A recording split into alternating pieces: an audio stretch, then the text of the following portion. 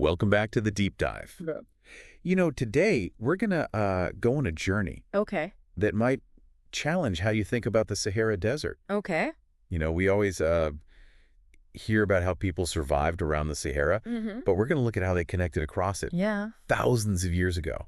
Interesting. So we've got some really cool material to work with. Okay. Sir Barry Cliff's book, Facing the Sea of Sand, Right. and we were lucky enough to get an interview with him. Oh, wow.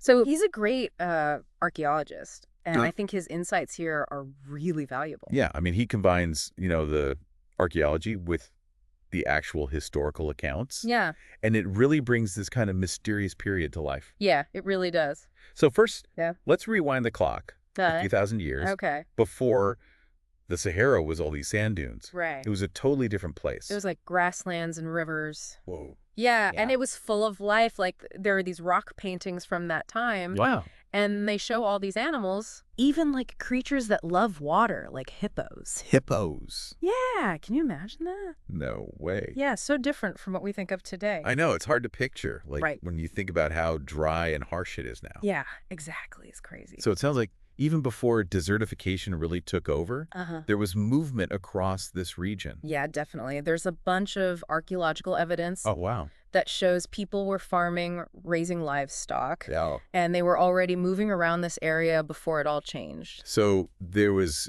interaction and connection going on long before camels came along, Exactly. which is what we always picture when we think of the Sahara. Right. It was dynamic even back then. It was, and the people were adapting Right. to the changes that were happening. So let's talk about the early explorers who went into the Sahara, Okay. like the Nasamones. Oh, yeah, those guys, they were so adventurous. They were like this nomadic tribe from North Africa. Yeah, and they were known for just going on these crazy expeditions. Like, when did this happen? Well, around the 5th century BC, they went super deep into the Sahara. Wow. Some people even think they made it all the way to the Niger River. No way. Yeah, and just imagine doing that back then with the technology and resources they had. It's like crossing a whole continent. I know, it's incredible, right? It really shows how determined and courageous they were. Yeah, for sure. So even after desertification, the Sahara wasn't impossible to cross. No, it wasn't. It was challenging, for sure, but people found ways. Makes you wonder what drove them to do it, though. Right. Like, was it curiosity or were they looking for resources? It's a great question. Or was there something else entirely? Could be a mix of things, Right. Maybe they needed new grazing lands or wanted to trade with other people. Uh-huh. Or maybe it was just human nature to see what was out there. Yeah. Whatever it was, they were real pioneers paving the way for others. Speaking of paving the way, Yeah. let's talk about the Phoenicians. Oh, yeah, those guys. Talk about trailblazers. the masters of the sea. They were masters of the sea, for Look. sure. I mean, they were already connecting all around Africa by 900 BC. Yeah, they had incredible ships and navigation skills. Wow. Way ahead of their time. They went all over the Mediterranean and down the Atlantic coast of Africa. So their reach was huge. It was massive, and there's even evidence that suggests Yeah. they may have made it to the Canary Islands and the Azores. What? Yeah, way before the Portuguese. No way. It's pretty mind-blowing. It really is. Some historians think that Carthaginian coins found in the Azores Uh-huh. could be proof that they were there centuries before anyone else. It's like a hidden chapter of history. It really is. Okay, so speaking of epic journeys, let's talk about Pharaoh Necho. Okay. Around 600 BC, Yeah. he wanted to circumnavigate Africa. He commissioned these Phoenician sailors to do it. That's crazy. Yeah, such a daring idea for that time. It really shows how skilled the Phoenicians were. It does, and what's even cooler Yeah. is that Herodotus, the Greek historian, even though he didn't believe it at the time, he actually wrote something down. Oh, really? Yeah, that supports their claim. How does that work? Well, Herodotus wrote about how the sailors said they had the sun on their right hand Mhm. while they were sailing around Africa. Okay. He thought that was impossible because he thought the world was flat. Right. But that's actually proof they were telling the truth, Wow. because that only happens south of the equator. It's like an accidental confirmation. I know, it's amazing. Okay, so that's Pharaoh Necho. Yeah. But there was another fascinating character, Okay. Hanno, Oh, yeah. a Carthaginian explorer who went down the west coast of Africa. Right. Kind of a mystery, but super captivating. Yeah, we only have bits and pieces of his account. Yeah. And it might be a little embellished, Mhm. but you can still get these glimpses of the different cultures and environments he came across. Ah. He set up colonies, met various groups of people, and Yeah. some people think he even reached Cameroon. That's amazing. It is. And in his writings, Yeah. he mentions these wild, hairy humans Whoa. that some people believe were gorillas. Gorillas. Yeah, and that's actually where we think the word gorilla came from. Really? Yeah, isn't that interesting? That's incredible. So even though Hanno's journey leaves us with a lot of questions, it shows just how bold these early explorers were. And it makes you think how much of the world was already connected Yeah. in ways we don't even fully understand. It's true. We're always learning new things about the past and challenging what we thought we knew. Right. So we've been talking about these incredible seafarers Yeah. venturing into uncharted waters. Right. But we can't forget about the local experts. No, definitely not. Who knew the Sahara like the back of their hand? The Garamontes and the Nasamon, Yeah, those guys. they were incredible. They really knew how to live in the desert. They mastered water management. They did. And they were essential for making trade across the Sahara possible. Yeah, they held the key to navigating that whole environment. It's like they had an internal GPS Right. built from centuries of knowledge and experience. Centuries and centuries. And they weren't just surviving. No. They were thriving. Totally. They developed these crazy systems Yeah. for managing water Uh-huh. and were able to create settlements Right. and do agriculture in this super dry region, Amazing. like the Garamontes, Yeah. with their Faga system. Those underground tunnels were incredible. I can't even imagine the engineering involved in something like that. It's mind-blowing they were tapping into hidden water sources. They were like terraforming the desert, That's a great way to put it. making it livable Yeah. in ways that most people would never even think of. They were so resourceful and adaptable. It's amazing. Eh. They took this harsh environment Yeah. and made it a place where they could flourish. And that's what allowed them to play such a big role Right. in connecting different parts of the ancient world. This whole network of oases and trade routes, Hmm. all bustling with activity Yeah. across this massive landscape. It's so different from how we usually picture the Sahara. I know. It was a hub of interaction. So we're talking gold, Yeah. slaves. Uh-huh. Ostrich, eggshells, Wow. purple dye, Really? even African hardwood. All moving across this huge expanse of sand. It wasn't desolate at all. I knew. It was dynamic Yeah. and interconnected. With people adapting and Mhm. connecting across huge distances. Exactly. It really challenges our assumptions about that part of the world. Yeah. It really does make you rethink those maps Uh-huh. that just show a blank space. Yeah. They make it look empty. There was so much going on. It wasn't empty at To all. really see how these networks worked, Yeah. we need to look at who benefited from them, Right. like the Greeks Yeah. in Cyrene. Cyrene, exactly. I was on the North African coast, right? Yeah, right. On the Mediterranean. So how did they fit into all of this? Well, they were in the perfect spot to benefit from all those trade routes coming across the Sahara. Oh, wow. So you can picture it, right? Yeah. All those caravans rolling in from the south, Yeah. bringing gold, ivory, exotic animals, Wow. all flowing into this busy port city. It must have been amazing. Oh, yeah, a real melting pot. I can only imagine. Their prosperity was totally tied to those Saharan trade routes. Wow. It really shows how resources and trade could shape entire cities. It's amazing to think that civilizations we usually associate with the Mediterranean Right. were so connected to what was happening so far inland. Yeah, the ancient world was way more interconnected than we tend to think. Yeah, so speaking of empires, Okay. what about the Romans? The Romans. They must have been all over these trade networks. Well, they definitely took advantage of them, Hmm. but they weren't as adventurous Right. as some of the other civilizations we've talked about. That's interesting. You think they would have been... You'd think so with all their power and resources. Yeah. But it seems they were more into consolidating their control Mm-hmm. over the areas they already had and Right. existing trade routes. So they were more practical Yeah, than interested in exploring for the sake of exploring. pretty much. But there was one exception. Oh, yeah. Emperor Nero. What did he do? He tried to find the source of the Nile. Ah, the Nile. Yeah, that age-old mystery. Even the Romans couldn't resist. It just shows that humans have always been fascinated by the mysteries of Africa. Yeah, where does this river start? Exactly. What's out there? Those questions have always driven explorers. So even though the Romans might not have gone deep into the Sahara themselves, Right. they still had a big impact Oh, yeah, for sure. through their control of those trade routes. Uh-huh. And their interactions with the communities along the way. Okay, so we've talked about the Phoenicians, Yeah. the Greeks, Yeah. the Romans, Right. all these big civilizations connecting across the Sahara. Yeah, it's amazing. But I'm really interested in the local communities Right. who were vital to making this whole system work. Yeah, they were the ones who really knew how to live in the desert. Like the Garamontes? Yes. You mentioned their fogger system. Right. It's incredible how they created those underground networks I know, it's mind-blowing. to manage water in such a dry place. They were so resourceful. Yeah. They found ways to collect rainwater, Uh-huh. tap into those underground aquifers, Wow. and then they channeled the water to their towns and fields. They even figured out how to minimize evaporation. Yeah.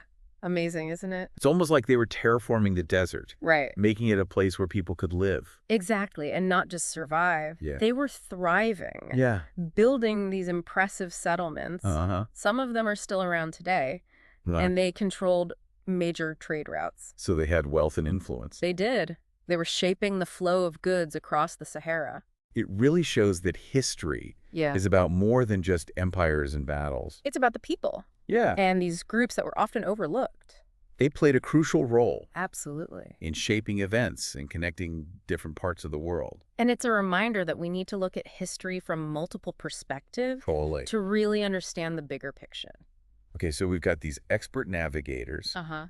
these incredible water managers, Yeah. all these goods flowing across the desert. So much stuff. What were some of the most important things being traded? Well, gold, of course, was a huge one. Right from the south. Yeah, around modern-day Mali. Mhm. But there was a lot more than just gold. Like what? Ostrich eggshells were really popular. Ostrich eggshells. Yeah. Can you believe it? What do they use those for? Well, they're surprisingly durable, Okay. and they could travel long distances without breaking. So they carved them. Yeah, they carved them and used them for jewelry. Wow. Or even as containers. So they were like the luxury items They were. of the ancient world. Exactly. And then there was that purple dye Oh, yeah, that was a big one. from the sea snail. Uh-huh, the one found on the Atlantic coast. Really expensive stuff. It was super expensive, only for royalty and the elite. So people have always been into fashion.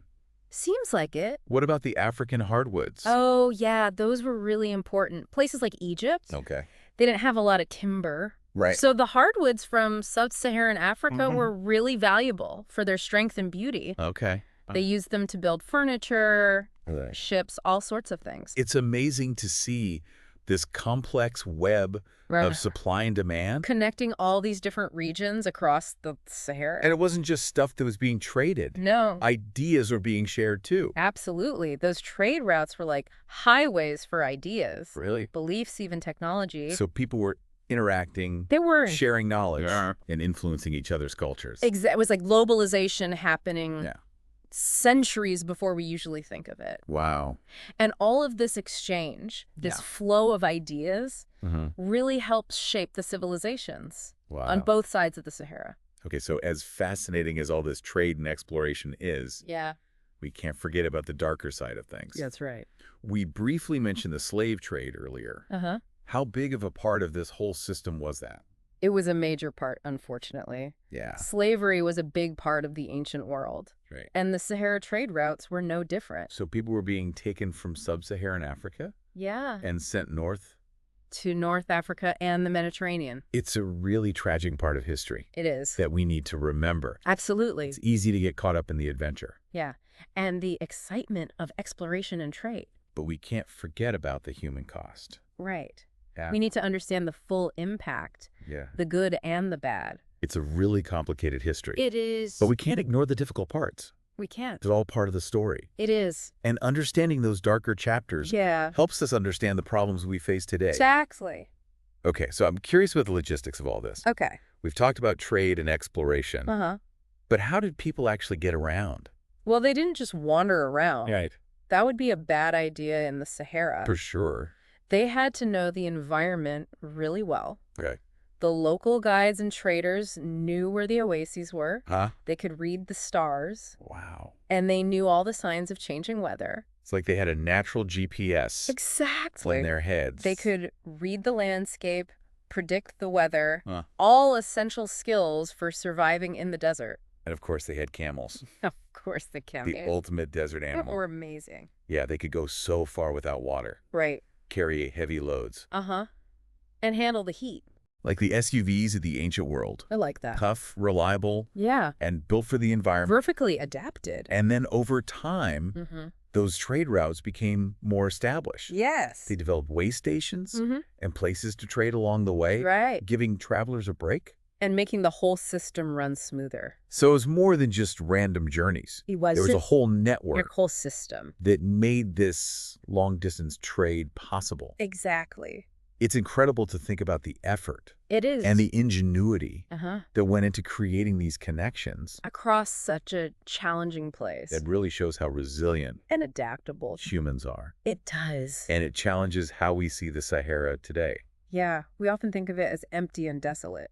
But it wasn't like that at all. Not at all. It was full of life and culture. Yeah. A place where people thrived and connected in amazing ways. It really changes our understanding of history. It really makes you wonder what else is out there just waiting to be discovered. Right. Like we talked about those early voyages Yeah. across the Atlantic, The Phoenicians, maybe even the Carthaginians. reaching the Canary Islands or the Azores. An incredible thought. Imagine them out there Yeah. on the open ocean Using the stars to guide them. and their knowledge of the winds and currents. It would completely change our understanding If it's true, of ancient seafaring. it would rewrite history. It would. And it opens up so many questions. So many questions. What made them do it? What were they looking for? It's what makes history so fascinating. It really is. There's always more to learn. Always something new to uncover. Things that challenge what we thought we knew. Exactly. We need to be open to new ideas. Yeah. New ways of looking at the evidence. And we need to question everything. Yeah, absolutely. So as we wrap up our deep dive Yeah. into these Saharan connections, Uh-huh. what are the key takeaways? Well, I think the biggest one is that the Sahara Desert, despite being so challenging, was never a barrier to human connection. For thousands of years, people found ways to adapt. To innovate. And to connect across this incredible landscape. They built trade networks. They shared ideas. And they formed relationships across huge distances. It's amazing. It really is. And it shows that we often underestimate how connected the past really was. We think of isolated civilizations. Right. But the reality is people were interacting and influencing each other.